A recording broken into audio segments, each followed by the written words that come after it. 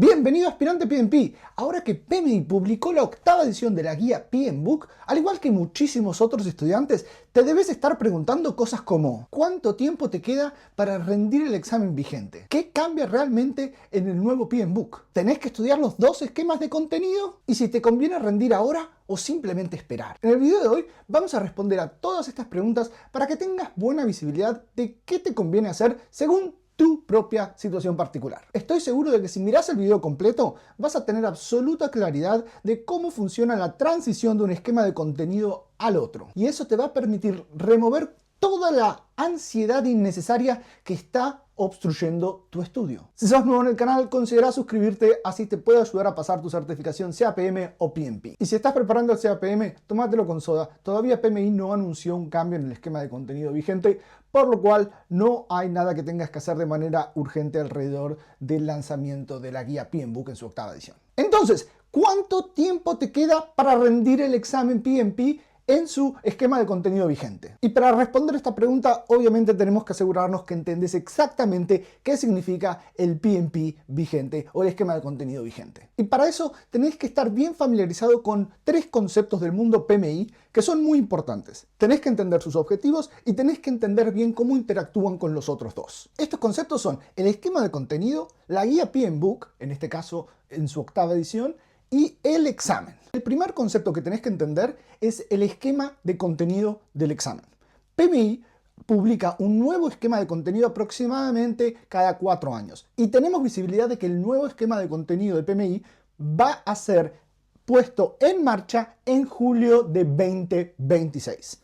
Básicamente el esquema de contenido funciona un poco como el business case. Nos da visibilidad de los conceptos que PMI quiere que nosotros estudiemos en detalle para después poder estar en buena condición de pasar el examen.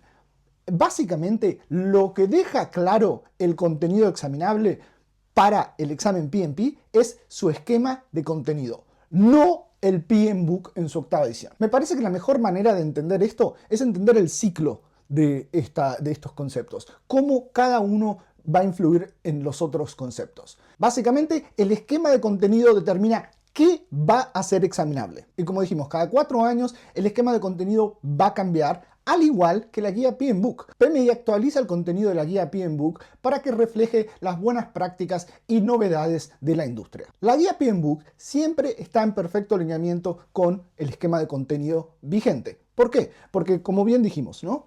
El esquema de contenido determina lo que es examinable y PMI aprovecha también este ciclo de transición de 4 años para producir una nueva guía que manifieste el nuevo sentido estratégico de PMI y también incluya contenido que va a ser relevante en virtud de lo que ha pasado en la industria en ese último periodo. Por lo cual, el esquema de contenido va a determinar el contenido examinable y la guía PMBOK va a ser la mejor referencia bibliográfica para estudiar el contenido examinable que fue determinado por el esquema de contenido.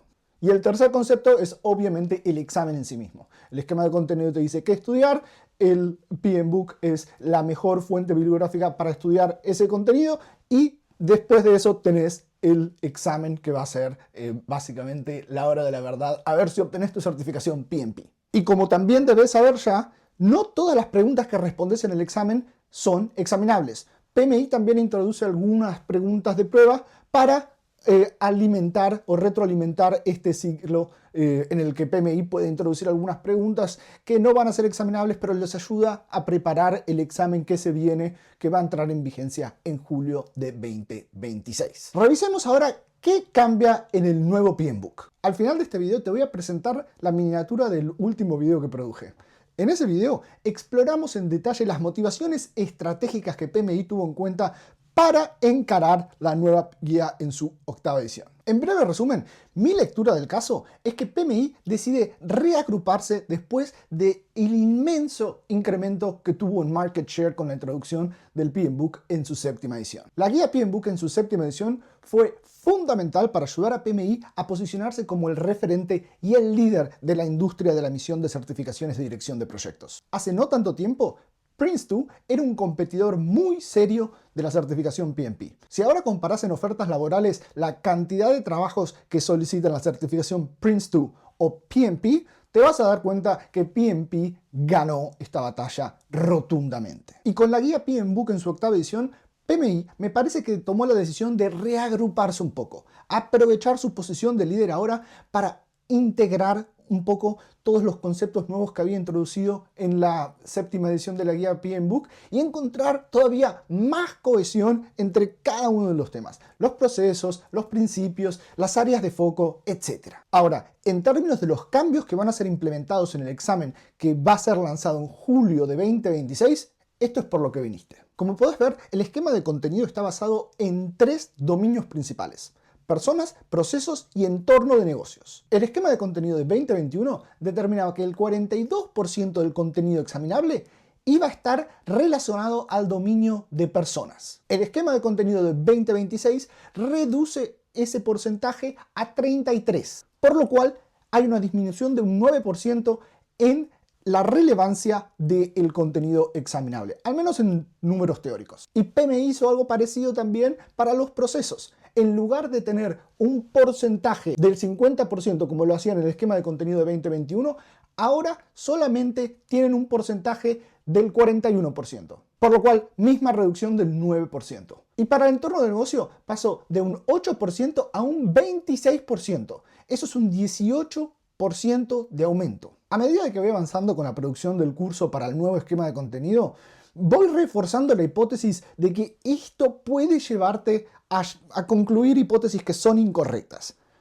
Lo que quiero que tengas claro es que es absolutamente imposible de que pases el examen si no tenés una perfecta comprensión de todo el contenido alrededor de las personas y los procesos. Siguen teniendo una inmensa relevancia en el examen. Lo que está claro en este mensaje, lo que PMI quiere que vos comprendas, es que el entorno de negocio no es contenido opcional en lo absoluto.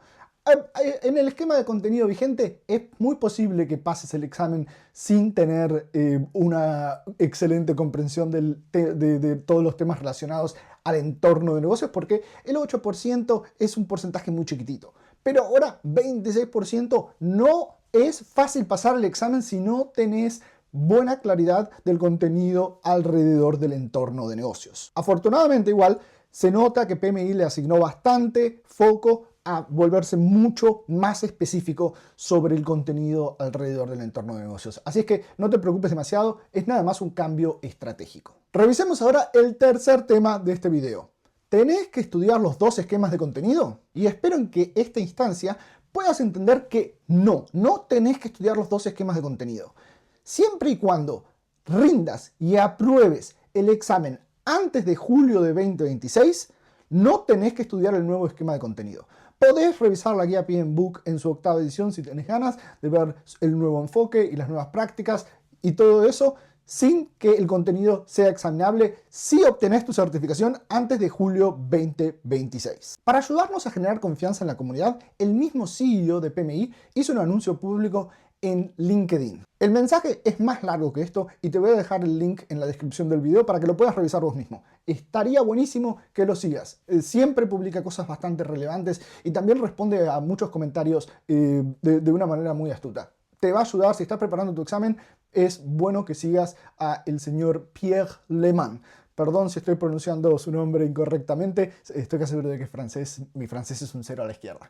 Pero básicamente su post deja muy claro que el nuevo esquema de contenido que va a utilizar la nueva edición de la guía PMBOK como su principal referencia bibliográfica van a entrar en vigencia en julio de 2026. Ahora de que tenés visibilidad de que te lo dijo el CEO de PMI, relaje, esto es realmente lo que va a suceder. No dejes que crezca en tu cabeza esta idea de 2 esquemas de contenidos que tenés que estudiar. Solamente entra en vigencia en julio de 2026. El CEO de PMI lo dejó bien claro. Y revisemos ahora el cuarto y último tema de este video. Si te conviene rendir el examen lo antes posible o si te conviene esperar. Obviamente es tu decisión, pero te dejo acá algunas ideas para que tengas en cuenta a ver qué te conviene según tu situación particular. Como probablemente ya sepas, es un requisito para rendir el examen PMP que obtengas 35 horas de educación sobre dirección de proyectos. Como probablemente ya tengas visibilidad, el examen PMP requiere 35 horas de formación teórica. Y tenés que tener claro que esas 35 horas de formación teórica son aproximadamente un tercio de la preparación.